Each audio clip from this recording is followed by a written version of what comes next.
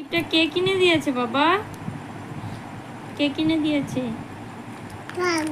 হুম, কে কিনে দিয়েছে? নুটাই?